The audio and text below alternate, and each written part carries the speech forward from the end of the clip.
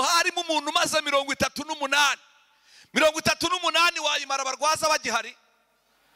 Mwebwe ko mukijijwe, mwebwe ko muri abantu b'Imana beza, 38 waba ukiri iruhande rw'uriya murwayi? Iyo bene wacu batakoze, batanashobora, Yesu wacu arabishoboye. Haleluya! Ubwo Yesu ashaka ko ahagera bene wanyu bamaze kunanirwa, kuko iyo bigitangira bene wacu nibo baza kwisonga mbere yuko Yesu aza. Duhe Yesu amashyi menshi.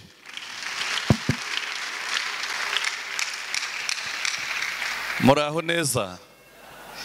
Ntabwo twaherukanaga, ariko turaho. Yesu aracyari umwami.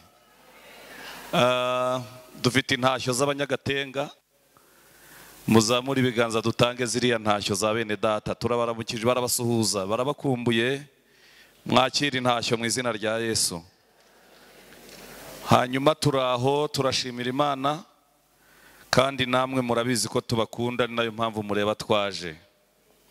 Nkuko babibabwiye, iriya korari ni korari imwe muri korari nkuru, niyo yatangije umurimo mu Gatenga. Namwe mwese ubwo murabuzukura abandi n'abana, kandi nikomeze, kuko abahinduriye benshi kuba abakiranutsi bazaka nk'inyenyeri. Hanyuma n'abakoze imirimo y'Imana muhumure, ntacyo muzaba. Yesu ashimwe. Amagambo nendaga kuza kuvuga umwanya utari mutoya, umushumba arayavuze, ariko kubw'izo mpamvu sinsubira no gusoma aya magambo, ndasoma yandi mu kanya. Reka tuba ariyo duheraho. Igitabo cya mbere cy'Abami, igice cya 2, duhere ku murongo wa 12. Ariya turayavuga tutayasomye. Minota 20 turaba tusa n'abasoje, turashaka kuza gusenga. Ntibatubwiye ko Yesu agikora se? Yesu arakora cyane. Ntabwo ari kera yakoze gusa, n'uyu munsi arashoboye, turabizi. Dufite ibihamya birenga kimwe by'uko Yesu akora. Numvise indirimbo yitwa Mucyari, mwayumvise? Ni ukuvuga yuko kiriya cyari ngo ni inosi, hanyuma nyiri cyari n'uwayishyize ahangaha, hanyuma itorero turi mu icyo cyari, kandi ngo mwibanga amabanga. Mwayumvise uko itorero ribayeho n'ibanga, ko rizazamurwa n'ibanga, uko Imana ikora imirimo yayo yose n'ibanga, kandi ayo mabanga ahishuriwe abasenga. Kandi ku iherezo iri torero mureba turimo, Kristo aduhamagaramo, nuko rizataha tukajya mu ijuru tugasanga y'umukiza wacu. Twagiye 12, igice cya 2, umurongo wa 12. Handitse amagambo avuga ngo nuko Salomo asubira ku ngoma ya se Dawidi, ubwami bwe burakomezwa cyane. Bukeye Adoniya mwene Hagiti asanga Betisheba nyina wa Salomo. Betisheba aramubaza, tuzanywe n'amahoro? Nawe ati ni amahoro, kandi hati hari icyo nshaka kukubwira. Umugabekazi ati mbwira. Aramubwira, tuzi ko ubwami bwari ubwanjye, kuko Abisirayeli bose bari bamuhanze amaso ngo mbe umwami, ariko hanyuma burahinduka buba ubwa mwene data, kuko yabuhawe n'Uwiteka. Ariko none hari icyo ngusaba, ntukinyime. Aramusubiza ati kivuge. Aramubwira ati ndakwinginze sabira umwami Salomo ko atabasha kukwima, anshingira Abisagi w'Ishunemu. 22. Nuko umwami Salomo asubiza nyina ati niki gituma usabira Adoniya Abisagi w'Umushunemu? Erega wasabira n'ubwami, kuko ari mukuru wanjye, yego, kandi ugasabira n'Abiyatari umutambyi wa Yowabu mwene Seruya. Umwami Salomo arahira Uwiteka ati niba ijambo Adoniya avuze atari iryo kumwicisha, Imana zabimpore ndetse bikabije. 25. Nuko umwami yohereza Benaya mwene Yehoyada, aramusumira aramwica. Kandi umwami abwira Abiyatari ati hoshi igendere wigire mu gikingi Anatoti, mu gikingi cyawe, kuko wari ukwiriye gupfa, ariko sindi bukwice muri iki gihe, kuko wajya guheka isanduku y'Uwiteka imbere y'umukambwe wanjye Dawidi, kandi kuko wababaranaga nawe mu byamubabaje byose. Amen. Guhuza aya magambo biroroshye cyane, ni mu ndebe tuyahuze dusenge. Yesu ashimwe cyane. Turi ku ijambo rivuga ngo data aracyakora, arakora, nanjye ndi mu kazi. aya magambo aroroshye kuyumva, mureke tuyavuge mu buryo bworoshye umuntu wese abasha kumva. Ntibyoroshyera. Uyu munsi Yesu yageze ku ibaraza ry'urusengero, ngo rwari rufite amabaraza 5. Angahe?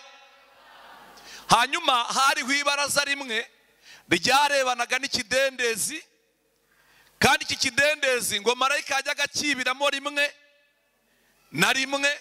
Hanyuma igihe akijemo, ugezemo bwa mbere agahita akira. Nimureba mwabakozi b'Imana, ntabwo dukirira rimwe.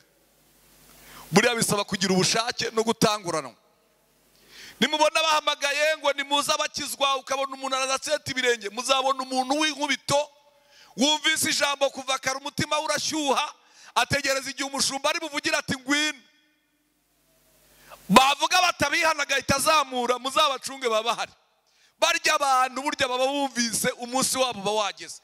Kwa nigiye duhenda umuntu akaza kuza bitinze, akaza atseta n'ibirenge, akaza avuga ati reka ngiye kugerageza ayo mahirwe umwigisha arimo avuga. Urujya rero biragoye ngo azafata agakiza nyako, kuko azagorana, azaseta ibirenge. Ariko hari umuntu uzi kuri gahunda y'Imana kandi vuba. Yesu ngo ahagere, asanga marayika uwo munsi ntiyahageze. Asanga abarwayi baradendeje n'abarwaza babo. N'abarwaza harimo umugabo, harimo umuntu umaze 38. 38 wayimara abarwaza bagihari?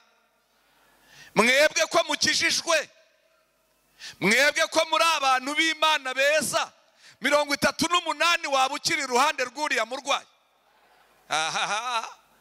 Byagorana kubona 38 urwaye abarwaza bakikuri iruhande. Nta nicyo baba bagifite cyo kukurwaza. Ntuzanabarenganye, nanjye ntuzandenganye nubona ntaje. 38 ni myinshi. Uretse Yesu kuri 38 baba baraguharurutse, baraguhaze, baba bategereje kupfa, basigaye babara iminsi bavuga ati Imana izaturuhure. Babigeze ahantu bavuga bati Imana ikwiye kuturuhura ikadukiza uyu murwayi. Babigeze ahantu nta muntu n'umwe ukigufitiye umutima, kandi ntukabarenganye, nuko abantu tumeze. Umuntu yakoze, hari umuntu wanditse wo mu icaci rimwe navuze, akora igitabo cye yerekana uburyo ngo abana badakunda ababyeyi babo. Ngo ababyeyi nimwe mukunda abana, ngo ariko abana ntibakunda ababyeyi, ngo kuko umwana agufasha ategereze kuzapfa akaruhuka.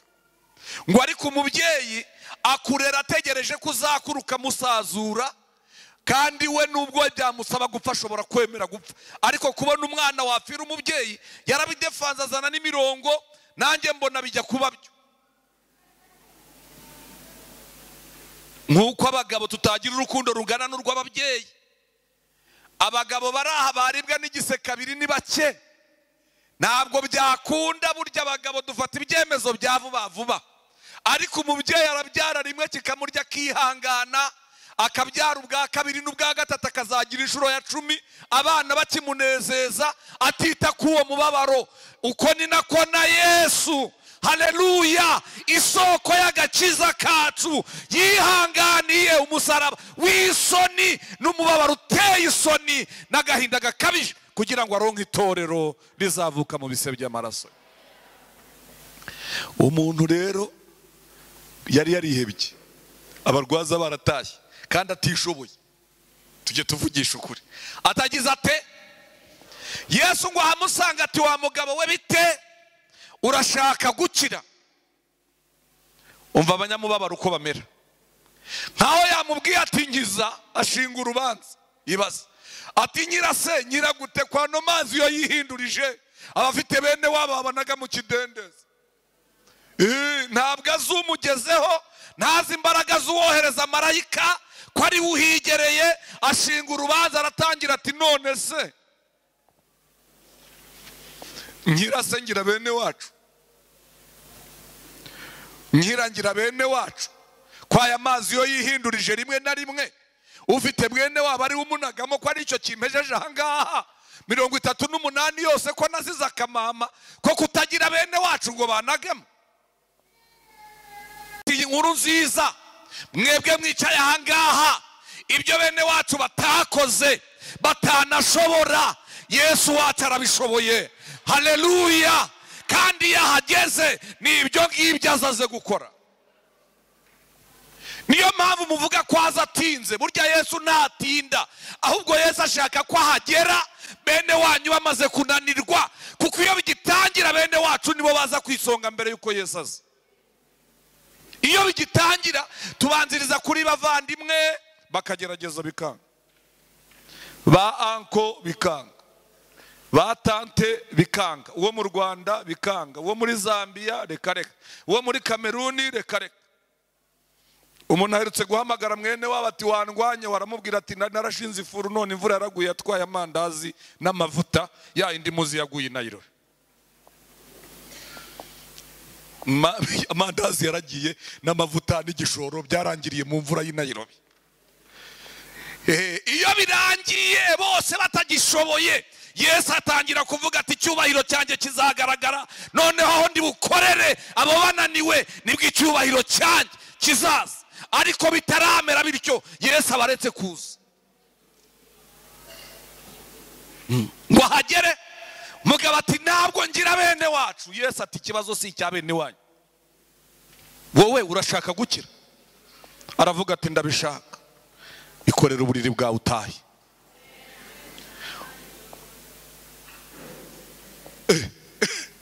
Arahagarara biremera, abarakize kuko itegeko rya Yesu rirakoze. Haleluya. Ngo ahita amubwira ati korere. Noneho ingorane zikomeye haba ni ku isabato, kandi n'ubu yatangiye, n'ubu tuyirimo.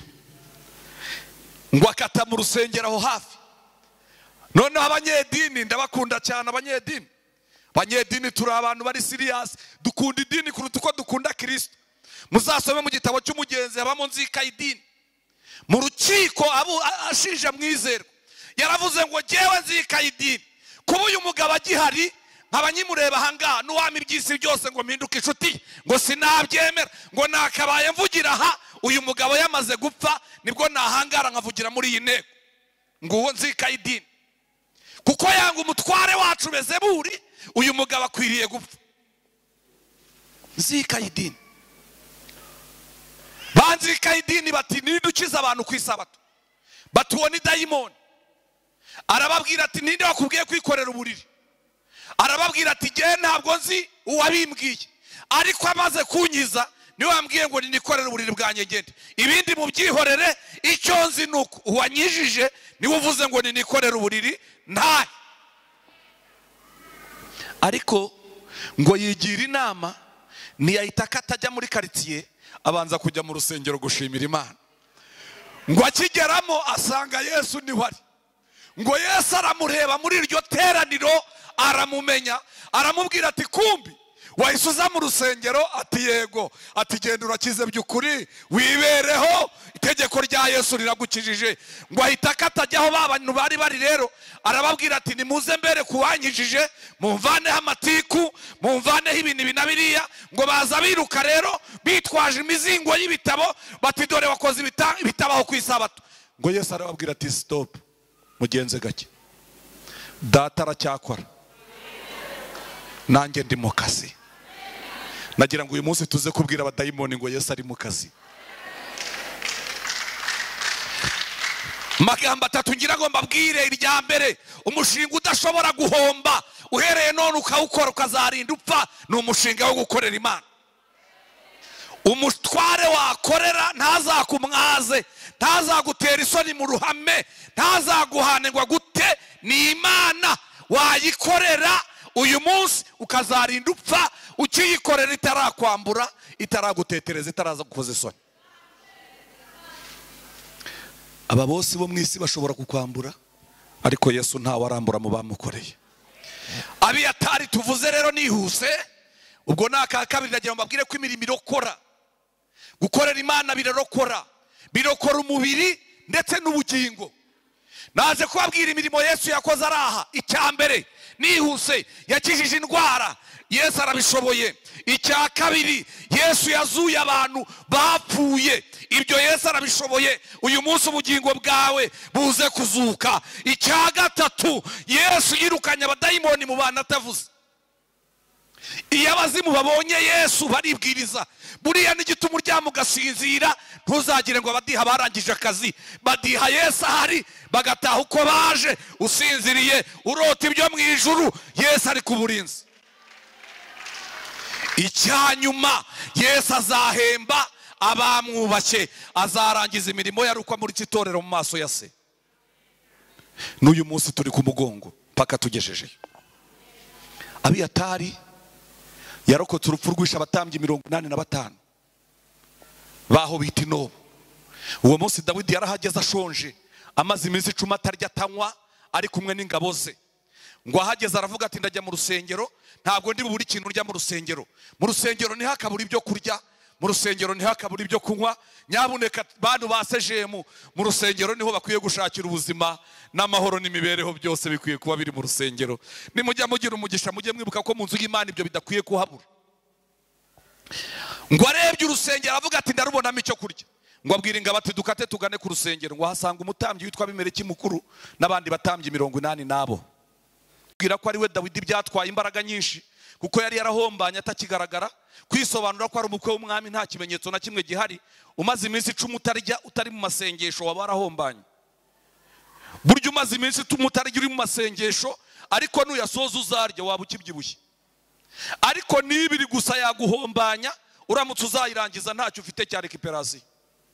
Niko isiteye. Burya umuntu uri imbere muri twebwe ni mubi cyane, azi kubibara byose akavuga ati nyamara uzapfa, ugasenga ibihe byiza ntibize. Numva umeze utyo ujya gukora, numara kubona amafunguro ubona usenge. Nako ndakababwiye, sibyo mutumisha. Yaguhombanye ikakwica, ibiri gusa yakurangiza utazi ko hari icyo uzabona ushoje. Ariko birangira Abimeleki amubonye, aramwemera, aramumenya, aramubwira ati njira mu rusengero. Yari yabanje aramusuzugura, amubwira ngo nta byo kurya bya rubanda biri hano. Dawidi ati sindi rubanda, ndi umukwe w'umwami, nije wishe Goliyati mu Bisirayeli. Undi ati niba ari wowe winjira. Ngo akigera mu rusengero, ikintu cya mbere yarebye mu iguni hariya, abona inkota yicishije Goliyati. Ngo aravuga ngo nta kiruta iyi ngiyi, ayikura mu iguni ayishyira ku mufuka. Ngo hari umugabo wari wiyirije iminsi 3 witwa Dowegi, ngo wari mu iguni nk'ariya, ngo ari mu masengesho y'iminsi yo, ngo yari umutware w'abashumba. 3 ayirangije, ngo ahita asoza amasengesho ajya kubwira Sawuli ati ya nkota Dawidi arayijyanye kandi nta kindi kimuhaye, agiye kuzagaruka guca igihanga. Umugambanyi umaze iminsi 3 asenga yiyirije, yiyoroshe mu rusengero. Abo muri twe batakijijwe neza nibo kibazo kuruta bataraza. Dawidi ngo akibona Dowegi yashoje, ntiyemeye ko barya we n'ingabo ze, ahise ababwira ati twihute, nkurikije uko asohotse karabaye. Ngo bakomeje y'ishyamba, sindi bubabwira inkuru yose uko yagenze, ariko bagitirimuka mu marembo y'urwo rusengero, ngo bahuye n'ingabo z'Igati zimufata amateko, ngo zimujyana Igati. Ngo agezeyo yakijijwe no gusara. Nimusoma Zaburi muzabona aho yavuze ngo iyo Uwiteka ataba mu ruhande rwacu, ubwo ababisha bacu baduhagurukiraga, ngo baba baratumize bunguri, tuba twarinjiye vuba hacecekerwa. Ubwo umujinya wabo wacanwaga kuri twe, kandi ikigoyi cyabo cyari kimeze nabi. Aravuga ati cyo shimira Kristo, abo bantu bose uhereye mu buto bwabo imijugujugu yabaga ku bitugu byanjye, ariko Imana ishimwe ntibigeze bavugiriza impundu kunesha. Uwiteka yabaye intwari, turashimira Kristo. Aho yagarukiye n'ingabo ze bakomeje urugendo. Hanyuma mu iryo joro nibwo Sawuli yahageze n'ingabo ze n'amacumu n'inkota nyinshi. Ngo bahageze ku rusengero babatekerereza ibyabaye, abaza Abimeleki ati nta soni ukangambanira ugatanga inkota yo kunca igihanga. Undi aramubwira ati wona yihaye n'umukwe wawe, ntabwo je nagambanira umwami ku mukwe we. Yabivuze neza, nta n'ikibazo afite. Ngo Sawuli ahita avuga ngo ndategetse mwese aba batambyi niba bice babamare. Ngo abasirikare bari bazanye nawe bose baravuga ngo ntabwo amaboko yacu abereho kwica abatambyi. Dowegi wasoja yitata ati mu inkota, ngo arabasogota 80 naba. Harokoka Abiyatari wenyine asanga Dawidi mu ishyamba. Agezeyo ngo arebye Dawidi aramubwira ibyabaye. Dawidi aramubwira ngo nyibona Dowegi asohoka aciye mu muryango wo hepfo, nahise menya ko bitari buba amahoro. Aramubwira atari kugume hano, dufite amasezerano meza Imana yavuze ko tuzatura Yerusalemu. Uhumura igihe tuzamara nta cyose, turi mu masezerano y'Imana. Yavuganye natwe twangaje uru rugamba, ku gihe cyo kurusoza tuzaririmba n'intsinzi. None uguma ngaha uhiga ubugingo bwanjye, ni nawe uhiga ubwawe. Imana yanjye niyo izaba Imana yawe, amasezerano mfite kandi niyo azaba yawe. Ngo abiyatara abana nawe ngo bagumana mu ishyamba kugeza igihe urugamba rwarangiriye. Ngo rurangiye rero, Adoniya ngo yakoze ibirori byo kwiyimika. Ngo abiyatara aratumirwa nk'umutambyi, ngo baravuga ngo ibyo birori kugira ngo bigire agaciro nuko umutambyi azabiza. Ngo abiyatara ajya kunywa izo ntango zo kwiyimika kwa Adoniya. Ngo ahageze rero Dawidi amenya ayo makuru, nicyo cyatumye amushyira muri rekomandasiyo. Abwira Salomo ati mwana wanjye ndabizi uciye akenge, uyu muhungu imvizi ntizaba uruyenzi, utamwituye ko yampemukiye akantetereza akitabira ibirori byo kwiyimika kwa mwene nyoko, kandi naravuze ko ari wowe uzaba umwami wa Isirayeli. Abagiye muri rekomandasiyo amushyiranamo n'abandi benshi, ariko icyo nkundira Dawidi ntabwo yashyizemo abakwiye gupfa gusa, yashyizemo n'abakwiye kubaho. Yaramubwiye tuzibuke n'umusaza Biruzirayi yangiriye neza ku munsi mubi. Si yose yarampanye intera amabuye iranyirukankana, mbura amafunguro, icyaka kiranyica, ibintu biranyobera. Biruzirayi aranyakira arangiza Imana. None yambwiye ko ashaje atagera i Yerusalemu, ariko uzasangirire n'abana be ku meza ubiture neza y'ibyo bankoreye. Nta numwe wagiriye neza abantu b'Imana, nta numwe wagiriye neza inzu y'Imana uzicwa n'isari ku nzira. Imana yashyize abantu benshi bakijijwe beza, nuko turihuta mba mbibukije inyumba nziza mu Kristo yagezeho. Ngo hasanga ba nyirarukundo n'abambabazi, ngo baramwakira, ngo arabaza ngo iyi nzu ni iyande, ngo arayibwira ngo iyi nzu ni y'abagenzi bagana i Siyoni, ngo baruhukiramo, ngo ni iya nyiri kiriya gihugu yashyizeho abagenzi ngo bajye baruhukiramo. Ndabakumbuza gukorera Imana. Imana yateguye ibintu byose muri uru rugendo, tuzagerayo amahoro. Hanyuma Adoniya rero afatwa n'ibisazi. Dawidi yamaze gupfa, Salomo yariyimenye n'umwami. Ngo Adoniya aravuga ati dore n'igihe wagombaga kuba umwami, none umuhungu wawe yarabwitwariye. None mubyeyi uwo ni Betisheba, ndagira ngo umendahendere umuhungu wawe azame Abisagi. Umukecuru n'ingeso nziza, nta bibazo byinshi, ati ndamikuvugire. Ngo Salomo agitaha aramubwira ati ngufitiye amakuru, hano haje umushyitsi mwene Adoniya, ngo arashaka ko umusingira Abisagi umugore wa so wawe. Ndati uzi ko uzamusabira n'ubwami mukecuru. Ngo akivuga aravuga ngo Adoniya yaraye atarapfa, ngo Imana ibimpore. Ngo abahungu be bamaze kumwumva barasimbuka, babayabuja Adoniya baramwirukankanye, ngo baramwishe. Ngo bahindukire bagere mu marembo, bakubitana na Abiyatari nabo yinjira, bati nawe ku rutonde urahari. Babafashe mu mikandara baramuyabuje ngo bamutambikane. Ngo ariko bakimutambikana, imirimo ye yakoze kera imanuka mu maso y'umwami kurikirana. Ngo arayireba aravuga ati nimuhave. Abiyatari wagombaga gupfa, ariko sindi bukwice, kuko nibutse imirimo yawe y'uburyo wababaranye na data. Nibutse amatafari mwikoreraga mwubaka urusengero. Imana yibuka amabuye mwashyize hariya, yibuka aya makaro meza mwazanye, yibuka ibi byuma byiza mwashyize aha, maze dusenge tubwire Imana ngo wururuke, ihagurukire ibiduhagurukira, aho bene wacu batatuvuganiye utuvugire, aho indwara zadutindanye udukize, kuko wibutse imirimo yacu myiza. Muhaguruke dusenge dusoze. Imana ntawayikoreye ushobora kwikorera amaboko. Mbafitiye inkuru nziza, iyi ngiyi twiringira twize, nta muntu n'umwe wayikoreye ngo imirimo itakare hasi. Dawidi yarabyanditse muri Zaburi, aravuga ngo ibara kurorongotana kwanjye, ngo amarira yanjye yose yashyize mu icupa, ngo imirimo yanjye yose yaranditswe, ngo igihe nikigera ngo izayingaragariza hatabuzemo n'umwe, ngo izayishyira ku karubanda uko ingana, maze ingororere. Nabatangarizaga ko gukorera Imana bitajya bipfa ubusa, ntabwo bijya bipfa ubusa, niwo mushinga udahomba gusa. Mwarakoze kubakira Uwiteka, hamwe nuko mwubakiye Uwiteka nimureke dusenge. Murashaka ko dusenga?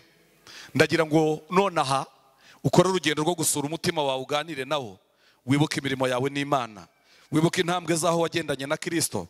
Nurangiza umubwira uti Yesu, uhageze waje uruta abantu, uhageze waruse bene wacu, uhageze wampaye amahoro batari kumpa, uhageze warangaburiye badahari, uhageze waranyambitse badahari, uhageze wampaye agaciro, uhageze wampaye ubuzima. Yesu ukwiriye icyubahiro.